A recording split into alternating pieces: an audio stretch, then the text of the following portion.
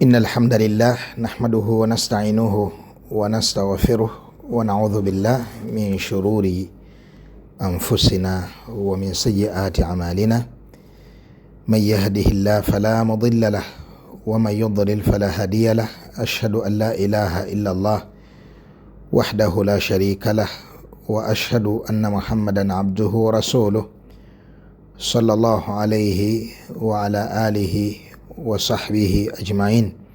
Kibuuzo kino kivudde wa muganda waffe Hassan Ad-Dawsari hafidhahullah. Kibuuzo kiwanvuko naye kankifunze. Muganda waffe agamba nti yawuliddeko omuntu asomesa nti abakkiriza bwe balibeera bayingidde omuliro bajja gubeeramu oluvannyuma bafe babiri nga tebakyawulira bulumi. N'agamba nti ekyo kyeyawulidde kyawukana n'ekyo kyabadde amanyi nti abantu b'omuliro tebagenda kubeera abafu wadde okubeera nga balamu.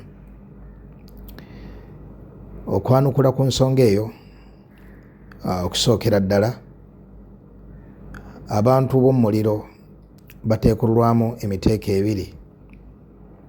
Al-mu'minun, abaguyingira nga bakkiriza bawula Allah tabaraka wa ta'ala, bamanya nti balina omutonzi era ne bakuuma butiribiri right ya Allah tabaraka wa ta'ala esinga okubeera enkulu mu bitonde bye, ey'okubeera nga asinzibwa yekka, tagattibwako kintu kyonna. Ne babeera nga balina tawhid, bewala ebintu ebifulumya omuntu mu busiraamu, naye nga balina ebikolobero bye bagwangamu, omuli obwenzi, omuli okutta, omuli okubeera nga bakutulawo eŋŋanda, banyiiza abazadde, balyazaamanyanga emiriraano, bawanga obujulizi obw'obulimba, batwalanga emaali y'abantu mu ngeri ey'amankweto, babbanga, yani ebikolobero ebimanyiddwa mu ddiini yaffe ey'obusiraamu, okulya riba, okulya ennyama y'abantu, okubageya, babeerako obulyazaamaanyi obw'enjawulo. Ne bafa nga tebeenenyeza bintu ebyo, kubanga omuntu yenna yeenenya ezzambi abanga atalikolangako. Attaibu min adhambi kaman la dhamba lahu, yeenenya ezzambi abanga atalikolangako. Naye baafa naye ebikolobero ebyo, baafa n'amazambi ago nga tebageenenyezza. In adhabahumullah tabaraka wa ta'ala, Allah bw'aba asazeewo okubeera nga ababonereza, kubanga kyekikolo ku bantu abagenda okujja mu maaso ga Allah subhanahu wa ta'ala n'ebikolobero. Ekikolo kubeera nti nno bagenda kufuna okubonerezebwa n'ebikolobero ebyo bye baakola.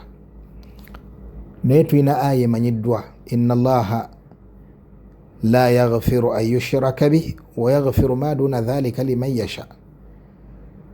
Allah waba asazeewo okusonyiwa, tasonyiwa muntu ajja mu maaso ge nga mushiriku, naye asobola okusonyiwa gw'aba yagadde mu abo abajja n'amazambi agatali shiriki. Wa yaghfiru ma duna dhalika liman yasha, asobola okumusonyiwa n'atamuyingiza muliro, ate asobola omumusonyiyira munda mu muliro oluvannyuma lw'okubeera nga alina ekikolobero kye yakola nga kibadde kirina ekiseera ekiwanvu kyagwana okubeera mu muliro. Naye mu kulaajana, naye olw'okusaasira kwa Allah, naye olwa shafaa ya bannabbi, okwoleeza kwa bannabbi, naye olw'okwoleeza kw'abakkiriza, ebyo byonna bika by'ensonga ezifulumya omuntu mu muliro. waliwo shafaa egenda okubeera ey'abannabbi bajje bawuliriza abantu baabwe. Eyo shafaa weeri. Waliwo okwolereza okwabakkiriza nga bwekyajja mu ahadith bagamba omulezi waffe baganda baffe twasaalanga nabo tukkirize tubawolereze, Allah n'abakkiriza ne bajjayo mu muliro. Waliwo Allah bagenda okwejjirayo ye kennyini nga tebawolezeddwa bannabbi wadde abakkiriza, wabula bagenda kufuluma bishafaati arhami arrahimin, nga bagenda kuvaayo olw'okwolereza kw'omusaasizi asinga abasaasizi bonna. Abaffe abantu abalibeera mu muliro bagenda gubeeramu nga bali mu bulumi, naamu bagenda gubeeramu nga bali mu bulumi obutalojjeka, obulumi obutatendeka. Subhanallah, nsaba Allah gututaase. Bakkiriza naye beeragajjalira ne bibagala ebigambo ebyo ebinene eby'amaanyi. Saba Allah bitutaase ya Rabbi, atuwa emitima egitya n'emitima egitiisibwa ne gitya. Kakati abantu abagenda kubeera mu muliro nga Allah byaga nti inna alladhina yaakuluuna amwaala alyataama dhulma, mazima abo abali emaali y'abamulekwa mu bulyazaamaanya, innama yaakuluuna fi butunihim naara, ekyo kye balya mu mbuto zaabwe muliro. Wasayaslawna sa'ira, ulira Allah bwagwise muliro. Wala hawla wala quwwata illa billah. Ayati mpitirivu mu Qur'an, bal ahadithi mpitirivu mu sunna eziraga nti abakkiriza abebagala amazambi ne bafa nga tebagenenyezza bajja kuyingira omuliro okujjako Allah baalibeera asaasidde. Imma n'atagubayingiza olw'okusaasira kwe ne bakoma ku kugezesebwa kwe baligezesebwa mu bbaliro oba mu ntaana, oba omulezi Allah subhanahu wa ta'ala ye maliki yawmiddin, ye mufuzi olunaku lw'enkomerero, akola kyayagadde olw'obwenkanya n'obusaasizi bwe, ye kabaka w'olunaku lw'enkomerero, ye mulamuzi w'olunaku lw'enkomerero tabaraka wa ta'ala. Nsaba Allah tabaraka wa ta'ala atuteeke mu kusaasira kwe. Kakati abantu abagenda kubeera mu muliro nga bali mu bulumi obuyitirivu, naye oluvannyuma bagenda gufulumamu nga bw'owulidde. Bagenda kubeera nga bafuluma mu muliro ogwo nga bw'owulidde. Abatagenda gufulumamu be bakafiiri, olw'ensonga nti omuliro guno ekikolo ku gwo kifo ekyategekebwa nga Allah yakiteekerateekera abakafiiri. Omuliro si kifo ky'abakkiriza, ekifo ky'abakkiriza bonna hatta n'abo abaliyingira ku muliro ekifo kyabwe jjana. Allah byabanga ajogera kati uiddat lilmuttaqin, ejjana Allah yagiteekerateekera abo abalina taqwa. Ne wabeera nga taqwa baalina ntono nga basoose kuyingirako mu muliro, bagenda kuwunzika nga bazze mu jjana kubanga kyekifo kyabwe, babeere nga babeera mu jjana obugenderevu n'obugenderevu nga kyekifo kyabwe. Ate omuliro kifo Allah tabaraka wa ta'ala yakiteekerateekera bakafiiri, bye bagenda okugubeeramu obugenderevu n'obugenderevu, kifo kyabwe kye bayita omuntu alina ekimu ku bifo ebibiri nga kifo kye eky'olubeerera, imma jjana oba muliro. Amma omuliro kifo ky'abakafiiri. Fa in lam taf'alu walan taf'alu fattaqu nnaara allati waquuduha annaasu walhijaara uiddat lilkafirin, uiddat lilkafirin. Omuliro ogwo Allah yaguteekerateekera abakafiiri. Kati abo bagenda guyingiramu tebagenda kubeera nga bafuna okweweera mu gwo wadde okufa mu gwo, wabula bagenda gubeeramu obugenderevu n'obugenderevu nga tebagufulumyemu. Allah yagamba idh tabarra alladhina tubi'u min alladhina taba'u, bwe bagenda okwesamba abo abagobererwanga ne basinzibwa oba ne bagobererwa mu kujemera Allah tabaraka wa ta'ala n'okufuluma ku biragiro bye, yani abo abaali abakafiri. Min alladhina taba'u, besamba abo ababagobereranga, bano bapasita, bano bafaaza, bano bakabona, bano barafidha, abashia, bano abahamadiya n'abagoberezi baabwe. Abagoberezi besambe, abagobererwanga besambe abagoberezi. Wara'u al'adhaba, bonna balaba omuliro. Wataqatta'at bihimul asbab, bagenda okulaba nga tebakyalina bufulumiro, tebakyalina buddukiro, tebakyalina buwonero. Waqala alladhina ittaba'u, bano bannawunu bakitawo abagobereranga balyoke bagambe. Waqala alladhina ittaba'u law anna lana karra fanatabarra minhum kama tabarra'u minna, singa tube tulina obusobozi naffe obesamba nga bwe batwesambye. Allah gati kadhalika yurihim Allahu amalahum hasaratin alayhim, Allah alyoka abalaga emirimu gyabwe gibongera obulumi. Wama hum bikharijina minan nar, wama hum, kyenjagadde wano, wama hum bikharijina minan nar, tebalifuluma mu muliro obugenderevu n'obugenderevu. Mu ayenda Allah yagamba nti yuriduna an yakhruju minan nari wama hum bikharijina minha walahum adhabun muqim. Zino zonna aya zenjogerako ziri ku bakafiri, balyegomba bafulume mu muliro. Wama hum bikharijina minha, tekisobokerako ddala, tebalifuluma mu muliro ogwo. Walahum adhabun muqim, balina ebibonerezo ebitaawukana nabo. Mu ayina Allah gani inna Allaha la'ana al-kafirina wa adda lahum sa'ira, mazima ddala Allah yafulumya yagoba abakafiri mu kusaasira kwe. Wa a'adda lahum sa'ira, n'abatekerateekera omuliro ogwayitirira okulumya n'okwokya. Sa'ir khalidina fiha abada, bagenda kugobeeramu obugenderevu n'obugenderevu. La yajiduna waliyan wala nasira, nga tebalina protector, mukuumi wadde omutaasa. Khalidina fiha abada, bagenda kugobeeramu obugenderevu n'obugenderevu. Kyenjagala wano, tebagenda kufuluma mu muliro. Mu aya Allah yagamba tebagenda kulajana, bagenda rabbana, omulezi waffe, akhrijna minha, tufulumye mu muliro guno. Fa in udina, buli batubizeemu, fa inna zalimun, awo manye nti tuli mu kalungi konna. Akhrijna minha, tufulumye mu muliro guno. Fa in udina, buli atuzeemu okuzimba amasabo. Fa in udina, buli atuzeeyo mu biggwa. Fa in udina, buli atuzeemu okuba n'ebigali wansi w'ebitanda. Fa in udina, buli atuzeemu okufuwa emmindi. Fa in udina,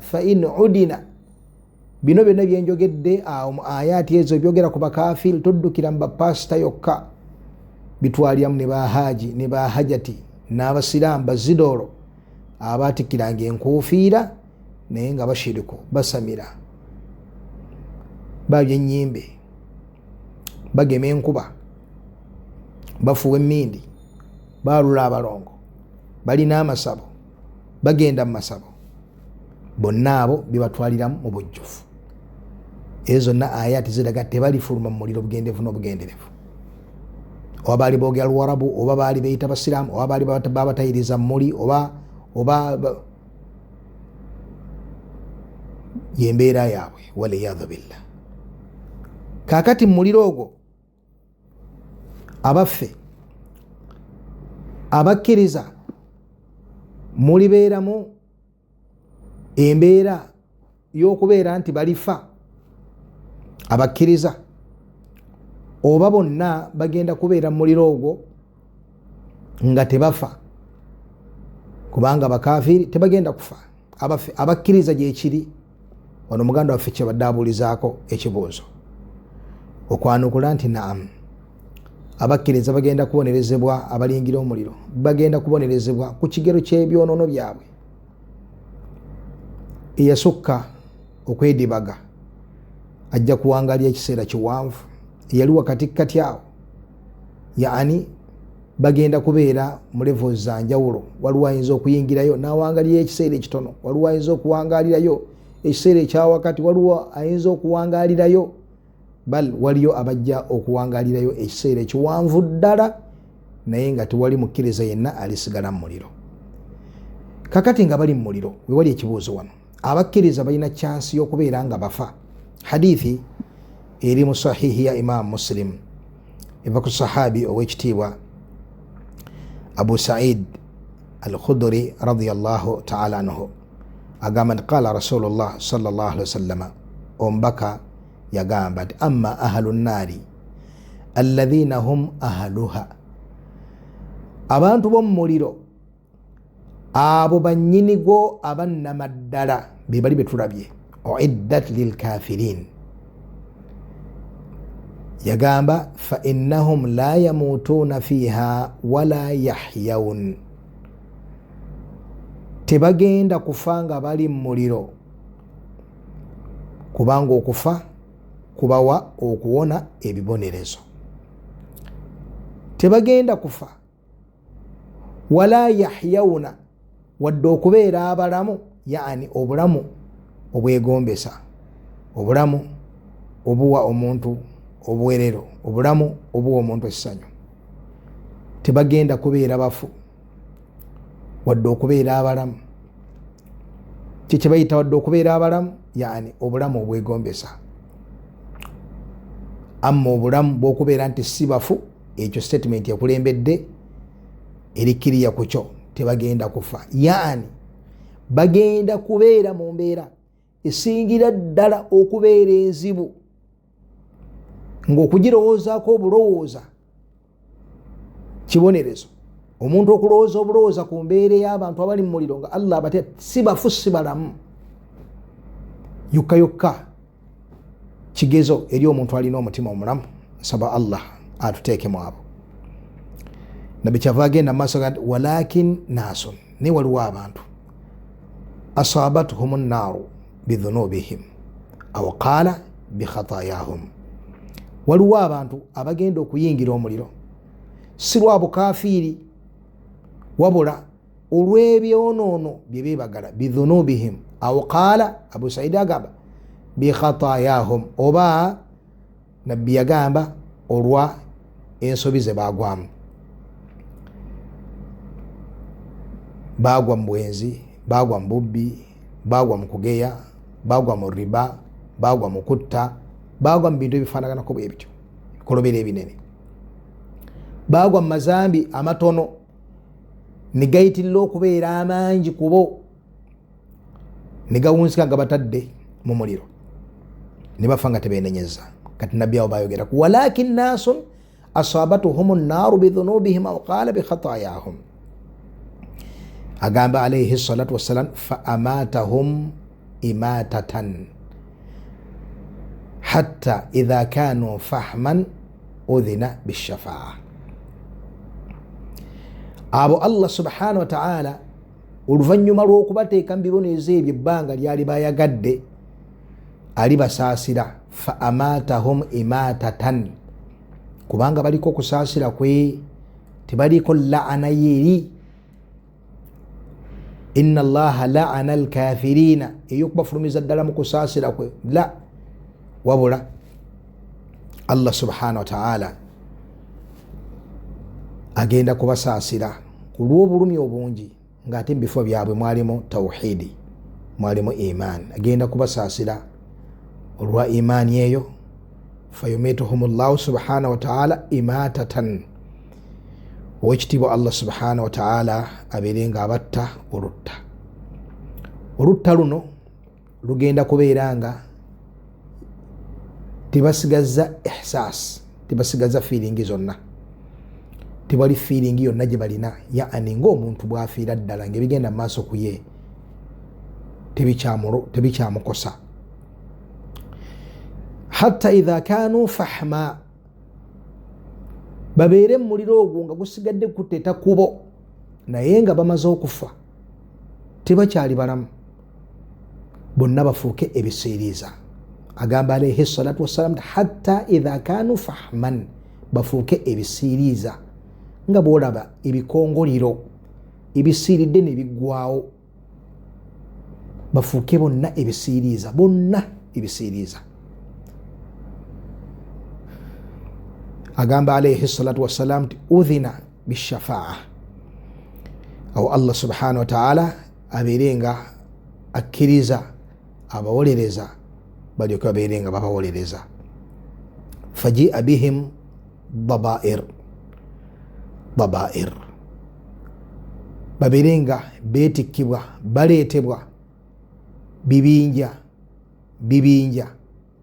baleetebwe bibinja fabuthu ala anhaari ljanna bateekebwe mu migga gy'ejjana babeerenga batandika okubeera nga bamera Allah baddiza obulamu bagenda kutandika nga banafu nga nabbi saa sallam byagamba nti fayambutuuna kama tambutu alhabba fi hamiri assaili batandika okumera nga empeke bwemera eyo etambuziddwa mukoka yatuuka nogamba mu hadithi emu nti alam taraw annaha takhuruju safrau multawiya tolabanga bweba emera yonna ya kyenvu nga teringa empeke ziri ezimera eziri mu bulime obugimu bwetyo bagenda okutandika nga banafu bagende nga beyongera amaanyi Allah bongera obulungi bwe batyo batuuka okuyingira ejjana y'owekitiibwa Allah tabaraka wa taala.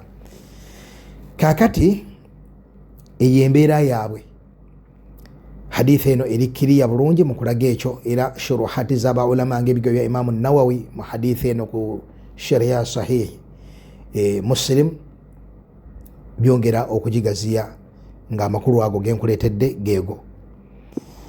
Amma abakafiiri tebagenda kufa nga bali mu muliro. Yagamba Allah tabaraka wa taala nti innahu man ya'ti rabbahu mujriman, mazima ddala oyo alijja eri Allah tabaraka wa taala nga mujirimu. Bangi mwabo abakafiiri abeetunuulidde ku nsi kuno ne balaba nga balina obuyinza obw'amaanyi ne babweyambisa mu kubonyaabonya abakkiriza, ng'abo abakafiiri abakola ebikolobero ku baganda baffe Gaza nga balaba tuwalayinza bakwatako so nga okufa kubali kumpi basinkana omulezi w'ebitonde tabaraka wa taala. Innahu man ya'ti rabbahu mujriman fa inna lahu jahannam, yenna agenda okujja mu maaso ga Allah nga mujirimu.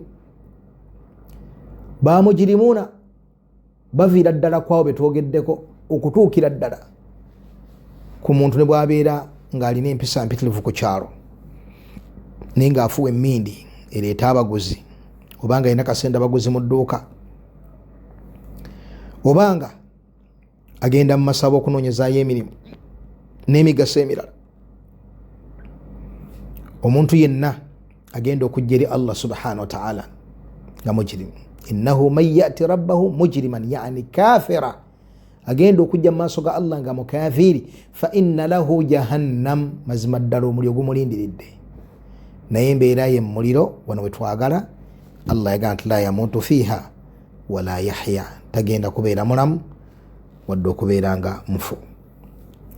Mu aya endala Allah yagamba nti sayadhakkaru man yakhsha, tandikaga nti fadhakkir in nafaati dhikra, jukiza abantu. Sayadhakkaru man yakhsha, ajja kwebulira oyo alimu obulungi, alimu empeke y'obukkiriza. Wayatajannabuha al ashqa, ate kiwaje ajja ku byesamba bijja munyiza, ajja kubitamwa. Yaliwo oyo alladhi yasla an-nara al-kubra, oyo aliyingira omuliro guli ogw'amaanyi ogw'abakafiiri. Thumma la yamutu fiha wala yahya, alibeera muliro ogwo nga si mulamu ate nga si mufu. Mu aya Allah yagamba nti walladhina kafaru lahum naaru jahannam, abo bakafiiri balindiriddwa omuliro jahannam. La yuqda alayhim fayamutu, Allah tagenda kusalawo nga bwe balajana nti Allah abatte. Allah tagenda kusalawo nti bafe. Ekyokufa tekiriyo, kubanga okufa mu muliro kyengera ky'amaanyi. kansebyo aya eno Allah yagamba nti wanadawo ya maliku, bakafiri bagenda kulajana nga bali mumuliro, bagenda nti owange gwe maliki, malaika y'omuliro, liyaqdi alaina rabbuk, tusabire ku Allah atutte. Qala banukulwe nti maliki malaika yekuuma mulire bagambe nti innakum makithun, ate bwe munaafa